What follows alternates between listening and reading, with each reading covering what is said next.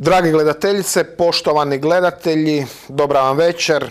Dobrodošli u Bujicu. Gledajte nas u Bosni i Hercegovini, gledajte nas u Hrvatskoj, gledajte nas svugdje u svijetu, u Europi, Australiji, Kanadi, Americi, gdje ima naših dragih Hrvata. U Europi bilježimo zadnjih tjedan, dva i duže vrijeme veliki porast desnih političkih stranaka. Jobbik dobiva više od 20% u Mađarskoj, UKIP u Velikoj Britaniji dolazi ispred po nekim anketama konzervativaca i laburista. Nacionalni front u Francuskoj, briljantne Marine Le Pen, također bilježi velike uspjehe. Ususret europarlamentarnim izborima prognozira se, čak i oni koji ih ne vole, još veći porast popularnosti desnice. O tome i o nekim drugim stvarima večeras u Bujici razgovaramo sa zapravo najdugovječnijim političarom hrvatske desnice, predsjednikom sada nezavisne liste Ante Đapića i počasnim predsjednikom Hrvatske stranke prava, gospodinom Antom Đapićem. Gospodine Đapić, dobra vam večer, dobrodošli u Bujicu. Dobar večer, lijep pozdrav vama, vašem cijenjenom gledateljstvu i zahvaljujem na pozivu u vašu cijenjenu emisiju. U uvodnom prilogu koji slijedi, a koji smo napravili u suradnji s kolegama sa Slavonsko-brodske televizije i televizije Jadran, vidjet ćemo tri najžešća kritičara tijekom Đapićeve karijere, Prkačina, Tomasovića i Peru Kovačevića, što danas govore o našem gostu Đapiću.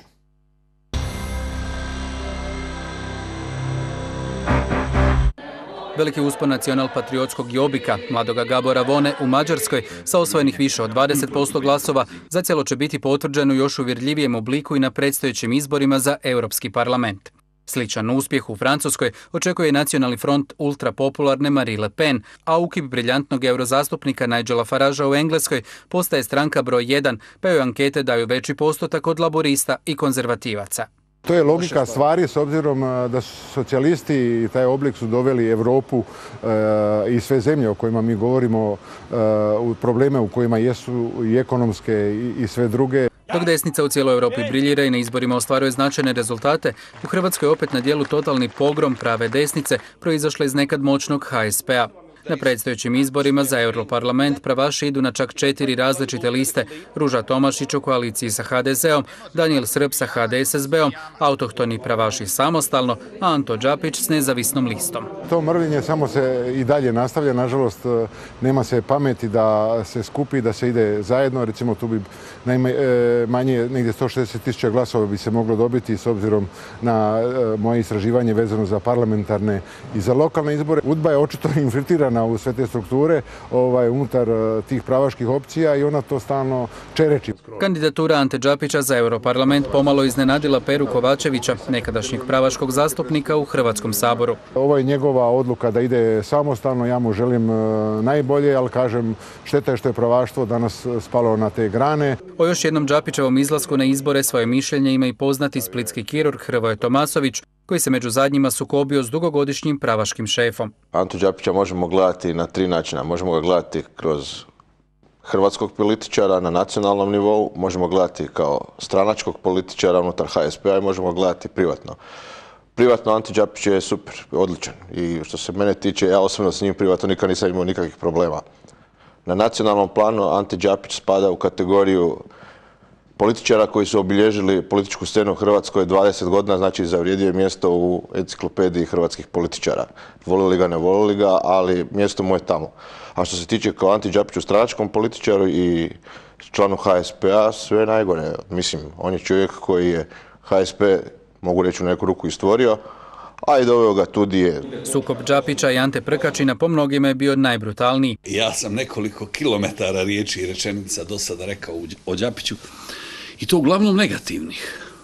I sve što je loše o njemu trebalo reći, rekao sam. I zaista došlo je vrijeme, ako neki očekuju da će pljuvati po Đapiću, dosta je toga. Prvo, zato što sam rekao sve što je trebalo reći, a drugo, što se Đapić tokom 20-ak godina isprofilirao. pa nešto i naučio. Ako sam ga trpio 20-25 godina i njega nešto ulagao, ja kao pravaš, i nečemu ga naučio, onda je bolje tražiti iz Đapića, izvlačiti nešto dobro, posebno u ovoj kukavnoj pravaškoj sceni koja je nikakva, koja je i ćorava i sakata. A naš narod kaže u zemlji ćoravih jednooki vlada. Je li Đapić samo jednook pa bolji od ostalih ili je progledan na oba oka? Vidjet ćemo, ja ću to sa pažnjom gledati, pratiti sad. Iskusni pravaški veteran i ratni zapovjednik HOS-a danas o svom prijatelju ima bitno drukčije mišljenje. I može se dogoditi da ni kriv ni dužan, najozbiljniji ili najmanje neozbiljan na pravaškoj pozornici postane Anto Đapić. Za razliku od Đapića, Ružu Tomašić Prkačin ne može smisliti. Ta žena meni u životu nikad ništa nažao učinila nije. Ona se meni osobno nije zamjerila. Ali zamjerila se mojoj ideji i mojoj ideologiji. To je žena koja se našla u poziciji kojoj nije dorasla. Nikako. Koja nikako nije, niti je dorasla znanjem, niti je dorasla intelektom. Ti da bi politiku vodio kako Bog zapovijeda, prvo moraš pohraniti mozak ili u mozak masu informacija. A onda taj mozak mora brzo kombinirati rad da izvlačiš prave zaključke. Jednostavno, ona nije predisponirana za to. To je za mene pročitana knjiga, zatvorio sam i više ništa ne govorim o tome. Pa sam ja u školi učio onu priču Petar Petru plete petlju, pleti Petre Petru petlju i tako dalje. Tako je Ruža isplela. Ona zna da oni znaju da ona zna. Bog i Hrvati. Još je trebao samo uskočiti Đo Šimunić sa Za dom spremni. Pravaški političari iz Zagreba, Dalmacije i Slavonije imaju jasno mišljenje i o Danijelu Srbu, a vrlo ga rado uspoređuju s Đapićem. To je neusporedivo, to je kao da uspoređujete magarca i konja. Za Danijela Srba mi je žao. Njegov intelektualni potencijal je puno veći nego li politički instinkti. Ante Đapić je za njih sve akademik, za te likove tipa Srb. Srb je insuficijentan, nije mu dorasao po ničemu. Danijel Srb se nažalost nije snašao na mjestu predsjednika HSP-a. Srb je, kako ja kažem, lutak, jedan običan marionet kojeg je on direktno stavio i to je sve uzrokovalo sve danje stvari što se dešavalo u HSP-u. Prkačin spada u red Đapićevi kritičara s početka 90-ih. Kovačević ga je kritizirao poslije 2000. a Tomasović prije 2-3 godine. Zanimljivo je da danas sva trojica kad govore o Đapiću ne skrivaju izvjesne simpatije i uopće ne sumnjaju da bi nekadašnji predsjednik HSP-a ovaj puta s vlastitom nezavisnom listom nekome mogao pomrsiti račune.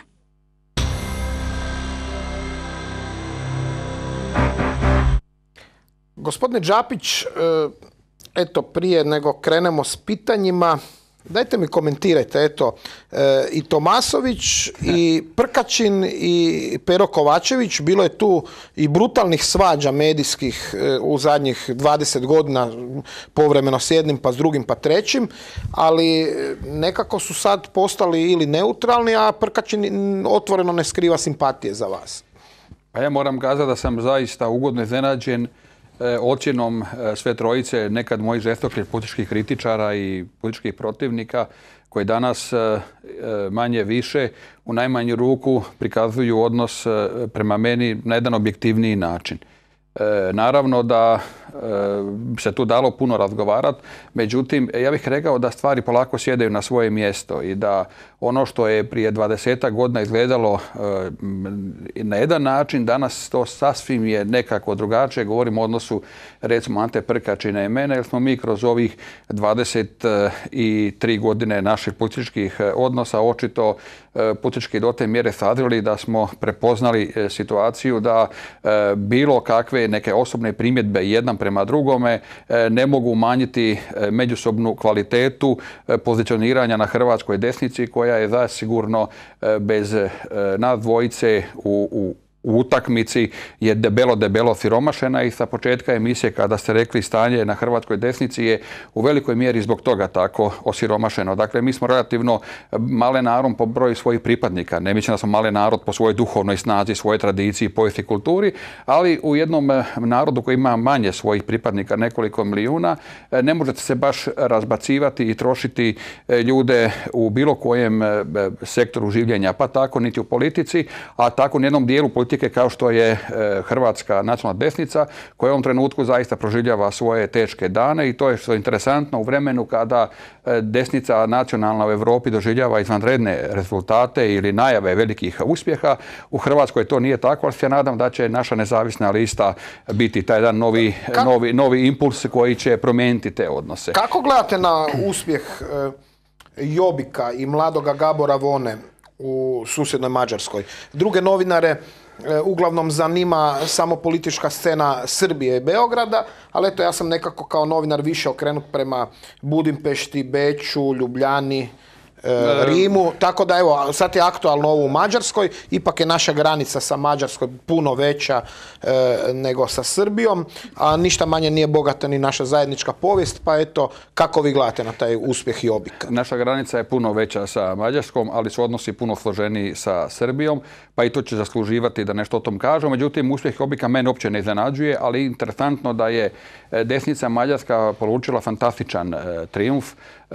Ne treba tu smesti izvanredan rezultat Viktora Orbana, koji je također jedna čvrsta desnica, doduše nešto, rekao bih, više prema centru, malo u odnosu na Jobbik. Međutim, ja mislim da u europskim narodima sve više prevladava žeđ, rekao bih težnja da se Europa uredi na način kako su je svojedobno prigodom formiranja Europske unije zamišljani Adenauer, Schuman i ostali tvorci Europske unije, a to je da Europa bude Europa domovina, dakle na tragu jednog europskog konzervativizma, kršćanskog, kulturološkog i da u europskim zemljama, a očito u Mađarskoj u ovom trenutku najsnažnije, pa čini mi se i u Francuskoj, se pokreću ti određeni procesi. Naravno da i Hrvatska će proći tu katarzu, jer hrvatska desnica je bila desetljećima proganjana u Hrvatskoj. Dakle, ja desnicu doživljam s onim što sam ja predstavljao sa Hrvatskom strankom prava kroz 20 godina i upravo zbog toga što ona imala jednu jasnu kralježnicu svoje politike, imala je jasnu politiku, ona je zbog toga bila i napadana i sa obe velike strukture stranačke u Hrvatskoj, jer nije bilo lako, rekao bih da se slikovito izrazim, orati tu političku njivu. Dakle, vjerujte da, sjećate se, sudionik ste vremena, da sam bio predvodnik jedne tvrde političke pozicije u odnosu prema načinu suradnje sa Haškim sudom, prema položaju hrvatskog naroda u Bosni i Hercegovini, prema odnosu prema pobunjenim Srbima u Hrvatskoj, općenito odnosu prema istoku Balkana. Dakle, tu sam se vrlo čvrsto postavljao i to je bila jedna gotovo nemoguća pozicija i praktički samo getoizacija. Dakle, ono što sam ja prošao u političkom smislu, to je bilo izuzetno teško. Danas kada gledam neke aktivnosti, neke političke izjave koje posjećaju na djeliće onoga što sam ja strateški zagovarao u hrvatskom društvu, u hrvatskoj politici, to mi pomalo djeluje čak i smiješno. I ta čvrstoća koju sam ja zagovarao 90. godina i 2000. godina, ona je bila razlog toga što su strukture i jugofilske i udbaške i ostale jurišale prema HSP, odnosno prema meni, jer rušeći mene urušavala se i Hrvatska stranka prava i da ne budem bespotrebno skroman danas kad imam priliku predstaviti i program svoje nezavisne liste, pa i sebe osobno malo posjetiti naše birače koji su glasali za mene kroz ovih 20 godina, čak u brojkama od 90 pa do 160 tisuća godina. Ja sam kroz to vrijeme definirao program konzervativni nacionalne desnice, artikulirao ga, promovirao i to je bio razlog žestokog napada na mene, urušavanje mene i rušenjem sa političke scene srušila je se Hrvatska stranka prava koja je danas praktički i općenito praški pokret dovede na to da od dvije ozbiljnije praške grupacije, uvjetno rečeno ozbiljnije praške grupacije, imate koje su se skrile iza dva bloka. Jedan je uz HDZ, Ruža Tomašić, jedan je uz HDSSB, ali to mi je manje, rekao bi, bitno. Dakle, ono što ja hoću istaknuti, konzervativizam u Hrvatskoj ima priliku. Dakle, kada vi pogledate ta istraživanja i te ankete, vidi se da nedostaje 10 do 12% biračkog tijela nacionalne desnice, jer desnica je u Hrvatskoj jača od ljevice, ali ja mislim da je upravo to taj prostor koji mi možemo svojim programom pokriti. Ante Prkačin je prilično kritičan prema gospođi Tomašić. Odakle dolazi ta kritika? Zapravo kritizirate je na vrlo sličan način. Možete malo pojasniti svoju poziciju u odnosu na gospođu Tomašić danas? Ja znam na što Ante Prkačin aludira kada se tako izražava. Dakle, on hoće postaviti ono kako ja postavljam stvar, a to je da je sramotno da nakon što je Praški pokret 20 i nekoliko godina, još od 90. godine, 91. godine, dok smo bili i Paraga i Prkačin i ja zajedno, dakle iz tih vremena kada smo kroz dragovoljce HOS-a, kroz jasan program, kroz jednu oštrinu, jednu čvrstinu, a korektnost, ljudskost, kad smo se držali jedne jasne dogme da je i protivnik u ratu čovjek, da se čuva njegovo dostojanstvo, kad smo mi kroz sve te faze ovoga prošli, nezamislivo je da danas Praški pokret nema na izborima za Europski parlament svoju političku samostalnu grupaciju, osim evo ove koje zastupam ja danas, jer sam morao izaći na izbore, da su se recimo Ruža Tomašić i Danijel Srb dogovorili pa izašli sa pravaškom nekom listom samostalno u odnosu na ostale blokove u Hrvatskoj, ja ne bi izašao na izbore. Međutim, ja sam morao izaći na izbore upravo zbog toga što su se i Ruža Tomašić i Danijel Srb pokorili, oni su se predali, oni su odlučili da zbog vlastitih pozicija, sinekura i osiguravanja nekih sitnih pozicija za svoje političke grupacije su se odrekli programa koji smo mi teško stvarali, mukotrpno, vjerujte, da elaboriram i ne ponavljam, 20 godina nije bilo lako braniti pravaške konzervativne pozicije u hrvatskom društvu i onda sad za jedno mjesto, možda Ružino u Europskom parlamentu ili za par zastupničkih ovoga mjesta, mi smo se praktički, od koje politike smo se odrekli. Ali samo da vam kažem, neki kažu da postoji izvjesna ljubomora na gospođu Tomašić, već samom činjenicom da je i ona kroz te preferirane glasove na prošlim izborima prije godinu dana, nešto više, dobila 70.000 glasova. Po nekim anketama i istraživanjima ona bi sada na ovoj poziciji mogla dobiti i 100.000 glasova. To bi bio poraz za sve ostale, ne samo sa pravaškog dijela scene, nego općenito. Dakle, ona je u uzletu. Kako to da ljudi ipak glasuju za gospođu? A to nema veze sa pravaškom scenom. Dakle, za nju glasuju birači HDZ-a, što je posve legitimno. Dakle, pod brendom HSP-a koji je umjetno stvoren, dakle, ali da ne ulazim u tu pravašku priču, ja sam se digao ruke od pravaške priče, dakle, ja smatram da ne želim gubiti ni vrijeme, ni energiju i produbiti te daljnje podjele. Dakle, za nju će glasati birači Hrvatske demokratske zajednice, ali kada bi ona bila sigurna da ona može dobiti 100.000 glasova sama, pa ona bi bila luda da ne ide sama sa svojom pravaškom, pod navodnicima, listom i da osigura sebi zaista izvanrednu ovoga poziciju. Međutim, birači HDZ-a, dakle konzervativni birači u Hrvatskoj koji doživljavaju HDZ kao dio hrvatske desnice, vape za nekim izjavama koje su čvršće, koje su snažnije i za nju glasuju birači HDZ-a. Međutim, to nema veze sa konzervativnom praškom politikom koju smo mi zagovarali ovih posljednjih 20 godina. Vi ste i predstavili tu novu konzervativnu platformu, predstavljajući svoju listu. Kakva je razlika u odnosu na pravašku politike koju sada kroz tu platformu zagovarate? Dakle, razlika između pravaške politike u tome što današnja pravaška politika, ako promatramo kroz HSP Starčević i Danijela Srba, ona nema svoju samostalnost. Dakle, ona je dio većih stranaka. Dakle, Ruža Tomašić je dio HDZ-ovog pokreta, HDZ-ove koalicije i ona može nekom retorikom pokušavati govoriti da je ona neovisna u odnosu na HDZ. Dobro, ali ona meni kada daje intervjue ne izgleda neiskreno, gospodine Đapić. Ona izgleda prilično iskreno kad zagovara svoja stajališta. Da, sve je to u redu. Međutim, u generalnom smislu, ja ne želim uopće govoriti negativno ni o Ruži Tomašić ni Danijelu Srbu. Dakle, ja sam iznad te priče.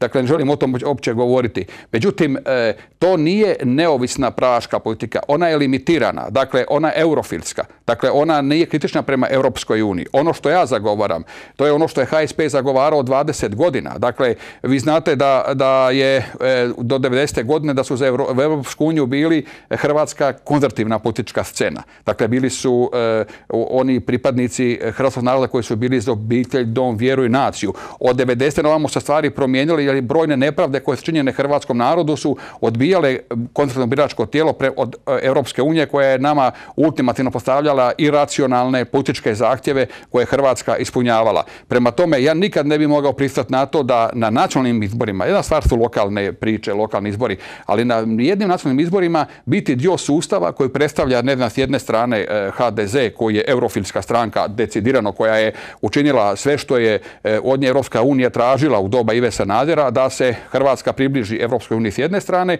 ili, ne znam, Saveza za Hrvatsku, koji se također ponaša kriptodesničarski, iako je to Savez za regija, ne Savez za Hrvatsku, koji također govore o Hrvatskoj, a sa druge strane su to dijelovi frakcija Hrvatske demokratske zajednice. Ja smatram da pravaška politička opcija, dakle konzervativna, da ona mora imati uvijek na nacionalnim izborima, bilo oni parlamentarni, bilo oni europski izbori, svoju politiku koju smo gradili 20 nešto godina. Ne da budemo tek privjesak neke druge politike, bilo HDSSB-ove, bilo HDZ-ove. I to je ono što je, ako mogu reći, to je moja zamjerka, ne znam, i gospođi Tomašić, ili je to moja zamjerka i HSP-u Danijelu Srba. Danijela Srba ste već pobjedili na lokalnim izborima ovdje u Osijeku. Dobili ste 10%, on nije dobio skoro ništa. On je rekao da će se povući iz stranke ako izgubi od vas, on to nije učinio. Kakav je danas vaš odnos sa Srbom i na kraju krajeva, ako imate 10% u gradu, ako ste predsjednik gradskog vijeća, što vam treba ova sad avantura sa ovim izborima? Dakle, ja ne bih to nazvao avanturom, nego dobro promišljenom odlukom. Dakle, ja se nisam ovo upustio zbog toga što sam željan, ne znam, mikrofona i željan rizika. Dakle, meni je 55 godina, 56 skoro. Dakle, najstariji na mojoj listi iza mene je mlađi 10 godina, nakon njega su još svi mlađi. Dakle, imam treću listu po mladosti za Europski parlament.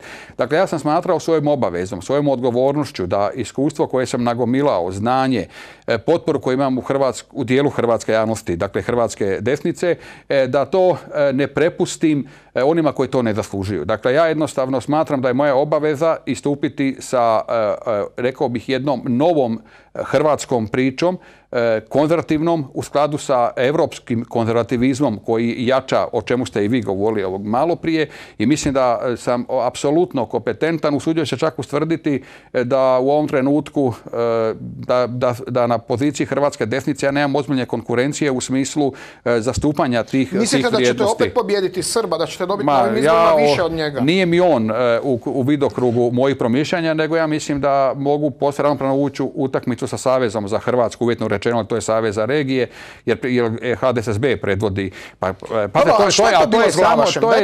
To je samo sebi u suprotnosti, dakle, da vi nazivate sebe Savezom za Hrvatsku, a sa druge strane predvodnik te koalicije ili saveza, kako se naziva, je regionalna stranka u kojoj oni jasno zagovaraju ukidanje županija, stvaranje Hrvatske u 4-5 ovoga regija, što je apsolutno protivno hrvatskoj nacionalnoj desnici i hrvatskim nacionalnim interesima, pa prema tome to mi je, da nije tragično, bilo bi malo i smiješno. Dobro, iza Saveza stoji Glavaš. Kakav je, to je vrlo kompleksno pitanje, taj vaš odnos sa Branimirom Glavašom. Kad ga je Sanader hapsio, bili ste uz njega. Onda ste se nakon toga posvađali. Možete malo nam prepričati, gledatelje to zanima, to još niste pričali javno, kakav je taj vaš odnos s Glavašem i znamo zašto ste se posvađali, ali kako ste se suprotstavili Sanaderu kad ga je trebalo hapsiti? Pa čujte, ja sam vrlo slogan moje kampanje Srcem za Hrvatsku. Dakle, to je moj odraz odnosa prema politici i prema Hrvatskoj. Ja sam uvijek ulazio u sve što sam radio u politici i inače u životu sa srcem.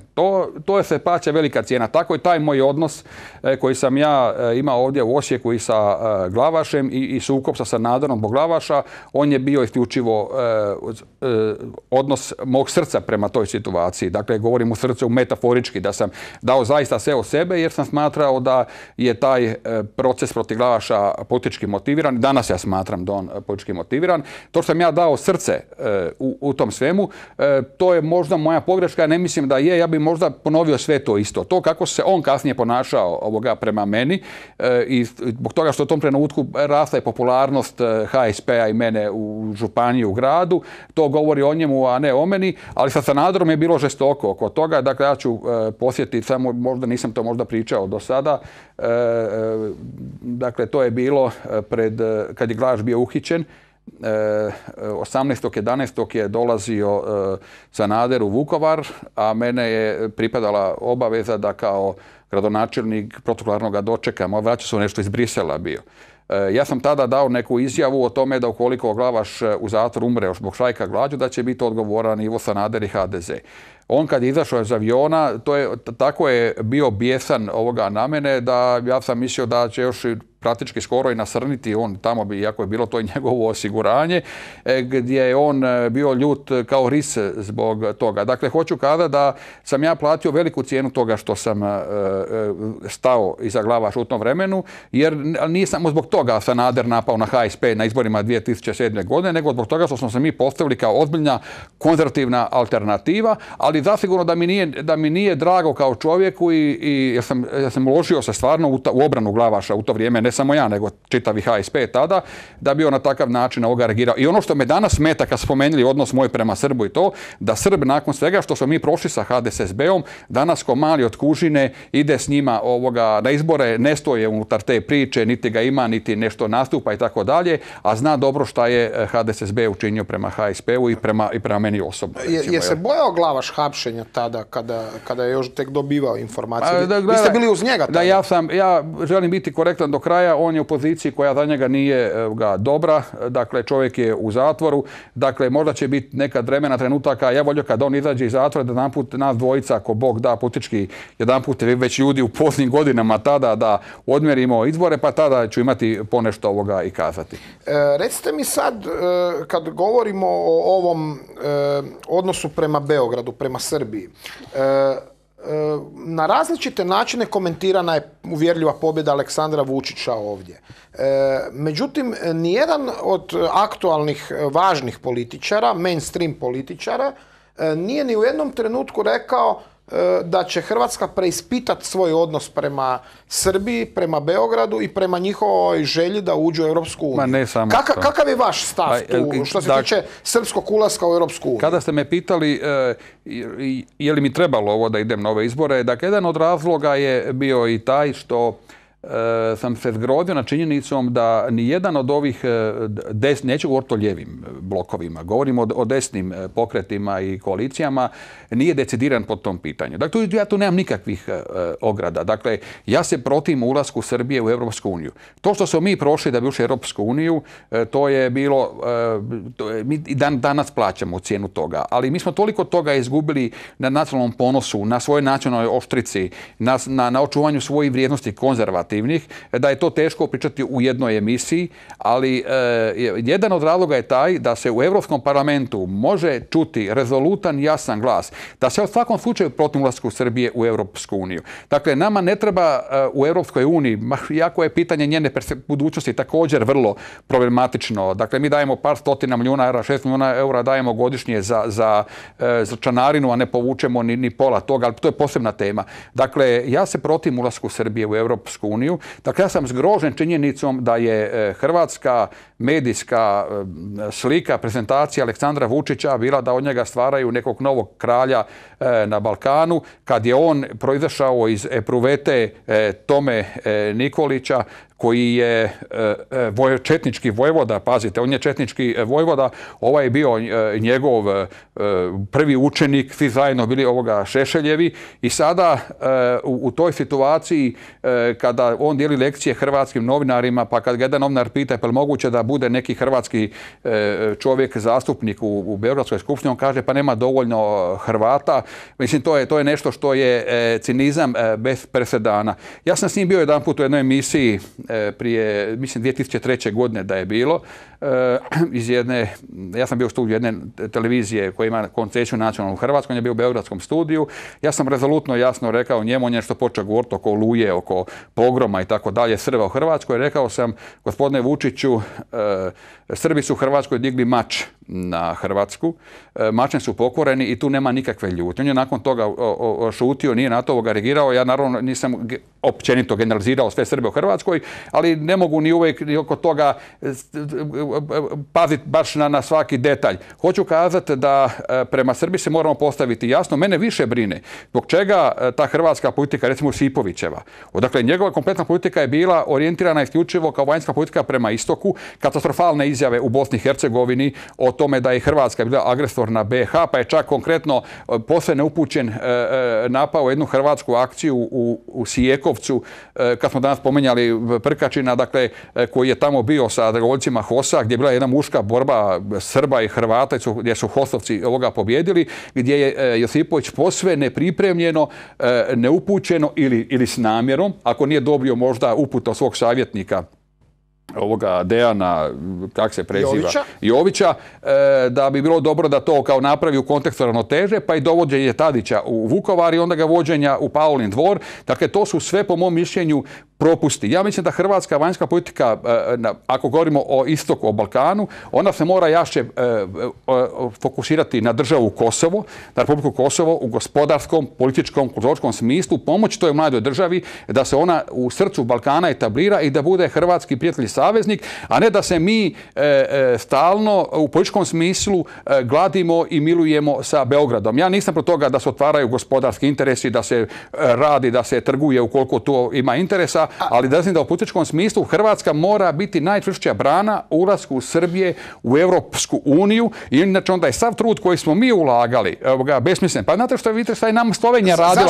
Što je nama Slovenija radila oko ulaska u Europsku uniju i dan danas pitanje šta će biti s arbitražom oko Piranskog zaljeva. Zašto svi vrište, gospodine Đapić, pa i u hrvatskim medijima na Jobbik, a nitko iz tih medija ne vrišti na Vučića?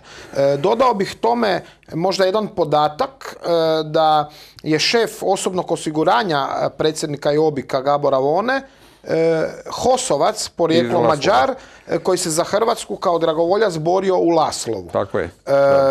Kako komentirate tu mržnju jednog velikog dijela hrvatskih medija prema Jobbiku, a istovremeno ljubav za Vučića? Ja mislim da hrvatska desna politička scena, dakle, treba sa Jobbikom ostvariti komunikaciju, vidjeti zaista koliko se istinite priče o njihovim pretenzijama prema Hrvatskoj. Mislim da one nisu realne, da one ne postoje, ali treba razgovarati oko toga. Međutim, naši problemi sa Mađarskom ne postoje. Mi imamo, dakle, i uopće je posve, ja bih rekao, glupo a priori napadati jednu moćnu političku stranku koja ima mlado vodstvo, koja je zabilježila briljantne izborne rezultate u Mađarskoj. Mi se ne moramo slagati sa svim njihovim političkim stavovima, svjetonazorima, ali su oni faktor koji se ne može zaobići, dok sa druge strane prema Beogradu se sustavno izbjegava otvaranje tema o kojima mi moramo funkcionirati, o kojima mi moramo odgovarati. Dakle, ja moram reći da sam prilično zadovoljan sa prezentacijom našeg tima u Den Haagu vezano za našu tužbu za genocid, ali mislim da taj stav treba prenijeti na hrvatsku politiku. Za razliku recimo od stavova gospođe Pustić i gospodina Sipovića, koji bi najsretniji bili da se povuku te tužbe, očito pod utjecajem savjetnika Dejana Jovića. Što kažete na incident od prije tjedan dana na Velikoj Adi na Dunavu kod Vukovara? Prije tjedan dana uhićen je hrvatski ribar. Zapravo većina medija u Hrvatskoj je to zatajila. Čovjek je pod prijetnjom oružja priveden na srpsku stranu, zapravo to je isto tako hrvatska strana, ali pod trenutačnom okupacijom. Odveden je u Novi Sad, bili su prilično i neugodni prema njemu, riječ je o gospodinu Ivanu Maksimoviću iz Vukovara. Oni su ga pustili pred kamere, dragi gledatelji, on nije htio stati, jer često lovi ribu na Dunavu, pa se boji ponovnih uhićenja i ako stane pred kamere mogli bi ga ponovo maltretirati tamo. To je ovako zanimljiva vijest, ali još je veća vijest od te da nitko u hrvatskoj diplomaciji nije reagirao radi toga, da službene vlasti nisu reagirale, da politika šuti. Kako to? Mene to uopće ne iznenađuje da službena politika o tome šuti, a vraćam se na tragu odnosa nas prema Srbiji, a vezano za Europsku uniju. Dakle, mi imamo neriješene granične, između brojnih pitanja, drugih mi imamo neriješena granična pitanja koja su vrlo osjetljiva, vezana za Dunav i za činjenicu.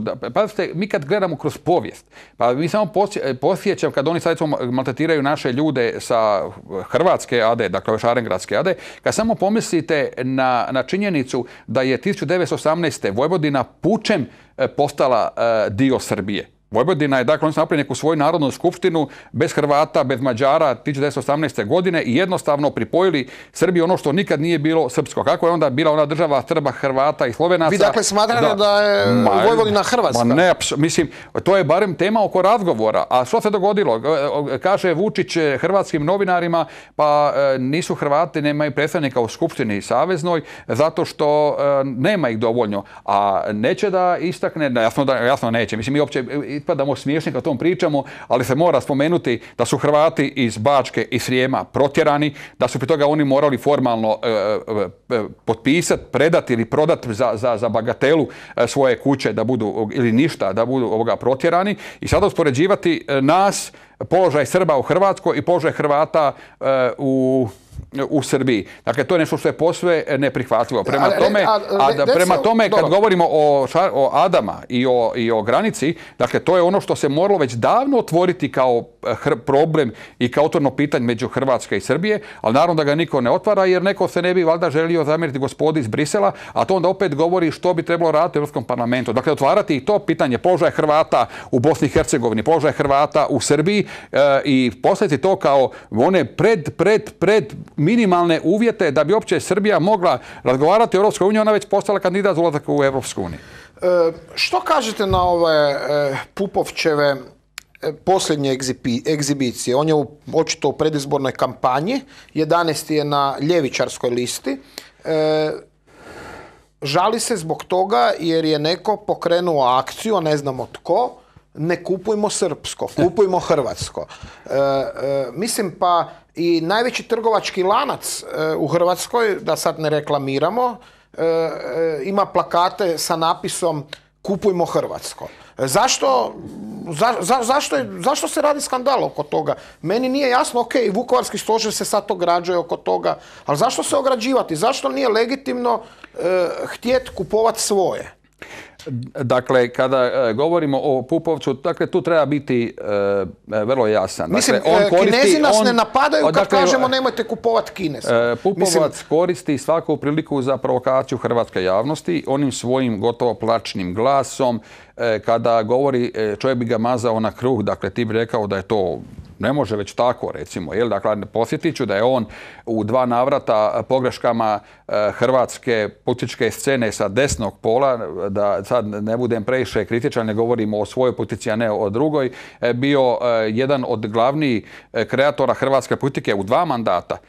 Ja smatram da je to krucijalni jedan problem. Ja držim da smo mi početkom 90. godina, to je sad ono što je dio mog programa, dakle mi smo početkom 90. godina, kako smo bili frustrirani sa vladinom Srba nad Hrvatskom, u Ustavu ugradili da je Hrvatska država hrvatskog naroda, pa smo kasnije dodali da je država Hrvatska država hrvatskog naroda i nacionalnih manjina Srba i još nekih. Pa se to širi. Ja mislim da je došlo vrijeme da mi kažemo da je Hrvatska građanska država u kojoj su svi građani Hrvatske politički Hrvati i na takav način izbjeći sve ove neugode koje nam se događaju u Vukovaru i sa ćirilicom i sa svima. Ja mislim ako zagrizamo jabuku, zagrizimo najkiseliji dio, a to je Ustavni zakon o položaju i pravu nacionalnih manjina. Ja se zalažem za to, dakle, zavisna lista Ante Đapića, zalažem se za to da se pripadnici nacionalnih manjina biraju preko lista političkih stranaka, bez lex specialisa, bez toga da se osigurava nekome da sa 300 glasova postane saborski zastupnik, a da neko sa 20.000 ili 15.000 ili 12.000 to ne postane. Dakle, i za načelo reciprociteta, dakle, nisam protiv toga da se posebnim zakonom uredi da može biti i i lex specialis da budu i Srbi u Hrvatskom saboru, ali ako Hrvat ne može dobiti osigurano mjesto u Saveznoj skupštini u Beogradu, onda ne može po lex specialisu dobiti ni Srbin. Dakle, ja sam više zato ako mi imamo u Republici Kosovo, a to znam da imamo predstavnika hrvatskog naroda u Kosovskom parlamentu, a Hrvata ima tek nekoliko tisuća na Kosovu, dakle u Janjevu, Letnici, tamo gdje žive, onda je posve logično da i mi osiguramo Albancima mjesto u Hrvatskom saboru. Ali sam prije svega pristalica toga da se Hrvatska uredi kao država svih njenih državljana, prema kome će svi građani biti politički Hrvati, a ne kada mi igramo utakmicu sa bilo s kim da Srbi navijaju za Srbiju.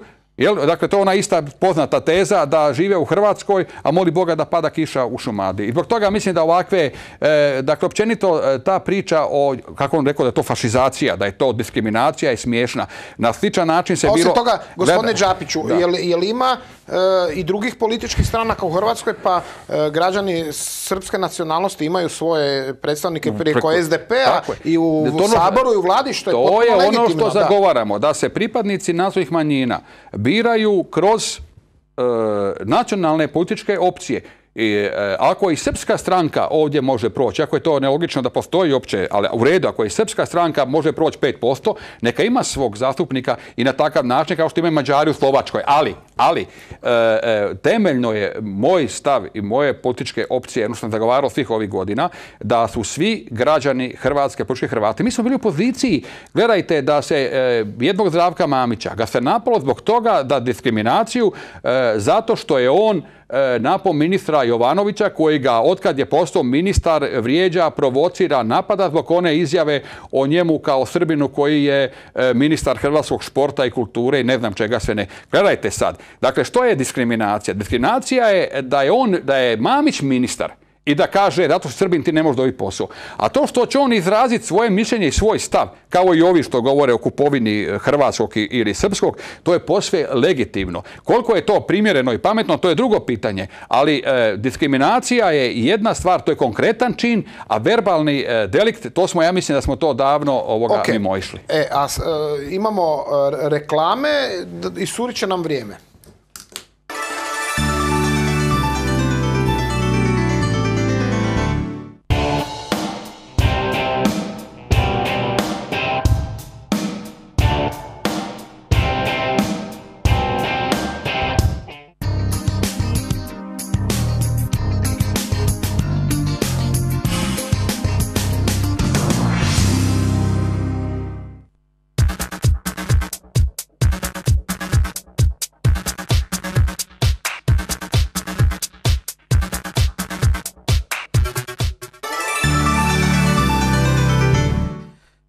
Sada ćemo, dragi gledatelji, vidjeti jedan prilog. Vidjet ćemo što gospodin Ante Prkačin kaže o slučaju Šimunić. Zapravo, kada smo vidjeli ono na uvodu, ono je bio tek uvod u jednu Prkačinovu analizu koja slijedi.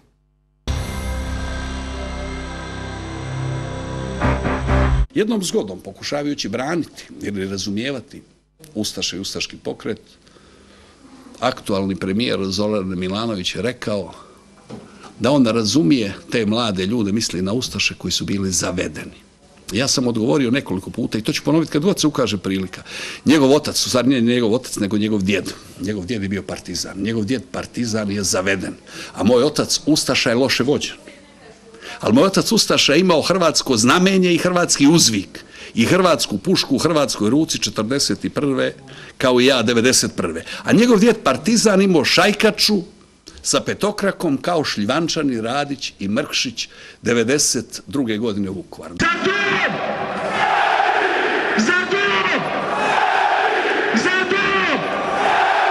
Kad pravaš danas kaže Bog i Hrvati za dom spremni, onda to smatram odrazom jada i čemera. Jer to držim samo frazom i parolom, jer ne zna govoriti ono što bi govoriti trebao. A kad to kaže Đo Šimunić, onda to držim odrazom i izrazom hrvatskog prkosa i hrvatskog ponosa.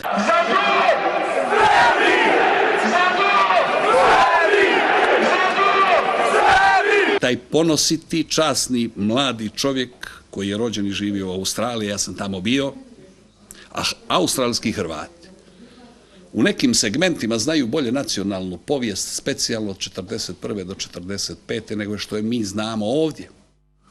Jer moja djeca, odnosno moji unuci koji idu u osnovnu i sad srednju školu, pogrešno i lažno uče nacionalnu povijest.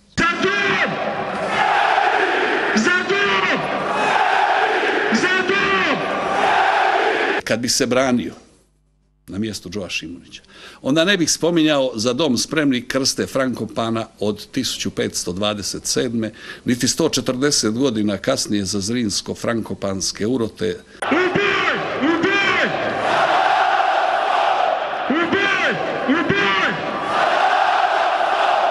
Nego bi rekao da je to u spomen onih desetaka pa i stotine tisuća Hrvata koji su 1941. godine bili spremni za dom. Svaka vam čast, idu u Brazilu!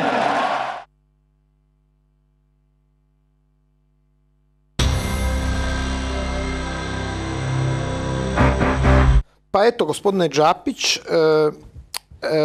čitali smo ovih dana one vijesti oko toga kako će se zvati ministre Kotromanovića i Bauka da objasne neke stvari vezane uz to Za dom spremni, vezano uz neke postrojbe dragovoljaca Hrvatske vojske 1991. koji su sa tim pozdravom išli u obranu domovine, postojanje nekih brigada koje na svojim logotipima imaju zapravo i te riječi. Vi ste ovdje kao i jednim zapravo i ratni načelnik svojedobno HOS-a itekako pozvani da ovo komentirate. Mi smo ovo stavili bez komentara, ovo nije promocija tog pozdrava, ali jednostavno dokumentirano je sa YouTube-a, stavili smo, Prkačin je prokomentirao, znate zašto? Zato jer su svi drugi prikazali i druge strane, pa smo mi eto sad prikazali ovo, a druge smo već čuli u drugim medijima. Ja vam čestitam na ovom prilogu. Dakle, Ante Prkačin to prokomentirao da se tu nema praktički što dodati. Ja bih možda napomenuo da uz odavanje poštovanja onima koji su s tim poklikom, imam anegdotu sa Tuđmanom oko ovoga pozdrava. Ajde, mi se ovo nisam pričao, ja ne mislim nikad u medijima. Dakle, 1994. godine kada je bio potpisan Vašingtonski sporazum, predsjednik Tuđman je pozvao doktora Kandarea i mene na razgovor u Banske dvore. I bili su on i ministar Šušak na razgovoru. I sad tak razgovor je tekao vrlo dobro i tada je praktički on i napomenuo da bi moglo doći uskoro i do oslobađanja Hrvatske. Dakle, nije spominjao ono Oluju i tako dalje, ali pitao šta ja mislim o Vašingtonskom sporazumu, o tome da bi se mogla napraviti konfederacija između Hrvatske i Federacije BiH i tako dalje. Kako sam ja bio tada već nešto malo iskusniji u odnosu na 1991. godinu, pitao sam ga, dobro, ja sam došao čuti šta on misli kao poglavar države i tako dalje. I onda on tako iznio neke svoje stavove i teze. A ja sam njega pitao, gospodine predsjedniče, zašto ste vi pitali nas, HSP, pravaše i mene, šta ja o tom mislim? Kada koga bi trebao pitati od oporbe? Pa kada pa HSLS je najjača politička oporba, u 12 zastupnika imali, mislim imali 3-4, u tom trenutku 5 i Prkačin, kaže, iz Paraga, mislim, iako bi tada bilo već podjela, ali bilo nas je 5 zastupnika. Kaže on dobro, to je točno da ima toliko zastupnika, ali recimo ako ja krenem oslobađati Hrvatsku, kaže, koliko oni mogu dići, ako je zatreba, oružja, pušaka za tu akciju. Kažem, to ne znam. Koliko možete vi? Pa ja kažem, mi možemo negdje oko 3 do 5 tisuća HOS-ovaca je bilo sigurno u 1991. godine. Kaže, zbog toga razgovaram sa tim oko vas. I sad kad smo mi završili razgovor, kažu kako ste prvi put kod mene u uredu, to je bila 1994. godina, pokazat ću vam malo, kaže, ured. I sad tamo je bila slika Starčevića, slika Stjepana Radića. I kako meni vrag nije dao mira, ja kažem predsjedniča, a gdje je onaj što je Za dom spreman? Aludirajući na poglavnika. A on me stao korak unatrag, pogledao me čvrsto u oči, a Gojko da je pogled ubio bi me pogledom, ali takav sam bio, šta je. Kaže predsjednik Tuđman, gledajte, kaže, ako želimo ostvariti ideale zbog kojih su mladići s tim pozdravom ginuli na usnama, moramo biti pametni i lukavi. Dakle, na ovo što je rekao Ante Prkačin, Dakle, ja bih samo dodao uz to, ne samo poštovanje prema 45. godini žrtvama ljudi koji su podnijeli, nego 91. godina. Dakle, dragovoljci HOS-a su sa pozdravom za dom spremni gradili i stvarali Hrvatsku državu. Oni koji danas napadaju ta pozdrav, nekritički, nekorektno, neljudski, oni su 91. godine bili u mišjim rupama. Sad su izmilili ko miševi, ti razni Jugoslaveni, orjunaši, protivnici udbaši, potnici Hrvatske države su izmirili i sada jednog čestitog mladića koji je rođen u Australiji, koji je dao srce za Hrvatsku, na takav brutalan način ovoga napada. Ja kad sam se 2009. povlačio sa mjesta predsjednika stranke i jasno sam rekao i pozdravio da odlazim sa čelnog mjesta sa pozdravom za dom spremni, znajući što to može izazvati, sam rekao ako išta na tom pozdravu bilo problematično, dragovoljci HOS-a su ga 90. godina očistili. Ali to nije kaže, oprostite, gospodine Đapić, uostalom i jedan od vodećih lijevih analitičara, profesor dr. Žarko Puhovski je u više javnih nastupa, uključujući i one u Bujici, rekao da upravo dragovoljci HOS-a u ovome ratu, Domovinskom ratu, nisu počinili niti jedan ratni zločin. Tako je. Nije li to možda najbolji argument za kritičare ovog pozdrava? I drugi zapravo, jedno pitanje za vas. 9. svibnja će se u Splitu će biti otkriven spomenik palim pripadnicima Splitske 9. bojne HOS-a, koji također na svom amblemu imaju taj znak. Zanima me sad, ja ne znam kako izgleda spomenik, ali hoće li oni rušiti te spomenike ako na njima bude amblem, recimo? Pa ja se nadam da je prošlo vrijeme da se u Hrvatskoj ruše spomenici. Dakle, ja sam iznimno počašćen, sam pozvan na otvaranje spomenika 9. bojne HOS-a u Splitu i to dakle u centru grada je spomenik i ovom prigodom i čestitam udruzi 9. bojne koja je to organizirala, pripremila, što je imala dovoljno snage da to realizira. Ali bi se vratio na ovo, dakle napad na Šimunića, nije bio samo napad na njega. To je stalni rat Jovanovića i klape oko njega, koja napada i Hrvatski nogometni savez i koja napada i vaše gosta prije 2 tjedna, gospodina Mamića ovdje. Dakle, taj animozitet prema tom iskazivanju domoljublja, pa i na takav način, je ja bih rekao, posve neprihvatljiv, ja to biram riječi, dakle on je posve neprihvatljiv, jer napadati tu hrvatsku instituciju koja je vrlo uspješna, koja promiče Hrvatsku diljem ovoga svijeta i udarat po ključnim ljudima, kao što je Mamić ili neki drugi, to je nešto što je posve neprihvatljivo. Dobro, zbog čega stalno branite Mamića, stječe se? Zato što sam, ja čovjeka poznam godinama, dakle, ja ne znam da netko u Hrvatskoj doživljava više nepravde nego taj čovjek. Ja ću samo jedan mali detalj ću ispričati. Dakle, koji god njega zna bolje poznat, zna koliko je on humanist, koliko on hoće učiniti, koliko on hoće pomoći, ali ja znam jedan detalj koji on možda ne volio da ga iznosim, ja ću ga iznijeti. Dakle, ja poznam jednu obitelj koja njega ne pozna. Dakle, obitelj je u teškoj financijskoj situaciji, kritično je čak bila, dakle, to je jedna od sitnica, ali on je napravio takvih stvari nebrojeno. Jedna djevojka je uspjela preko interneta naći posao u Kanadi, ali nije imala novaca za put u Kanadu. I onda je jedna moja rodica rekla, pa daj piši Zdravku, možda će ti on da on hoće pomoći tako i nepoznatim ljudima. Djevojka je napisala pismo, zamolnicu i on je nikad upoznao tu djevojku nije, ja ne spominjam time da nije korektno. Dakle, on je nakon 2-3 dana je na njen račun uplatio i više nego što je potrebno za jednu kartu. Dakle, to je čovjek sa jednim senzibilitetom, sa socijalnim osjećajem, da ja jednostavno ne mogu vjerovati da on doživljava to što doživljava na hrvatskoj sceni. A znate zbog čega? Zato što je državotvoran, zato što je Hrvat, što je osjećajan, a to što je drčan, što ne da na sebe, što stanje ovako podi šake, to mu je samo za plus. Ja smatrao sam vrlo bitnim da i to kažem u hrvatskoj javnosti. Imamo još nekoliko tema koje nećemo stići sigurno u ovoj emisiji prokomentirati, ali nešto bih ja komentirao o čemu su svi odjednom zašutjeli, a vi ste baš pozvani to komentirati, gospodine Đapiću. Slučaj Perković otvorili ste upravo vi. Bili ste motivirani, što nema izravne veze sa Perkovićem i ubojstvom svog strica, to ima veze sa bosanskom udbom, gledaju nas i u Bosni i Hercegovini naši dragi Hrvati, ali dajte mi recite sad zašto se odjednom zašutilo o Perkoviću u Hrvatskoj?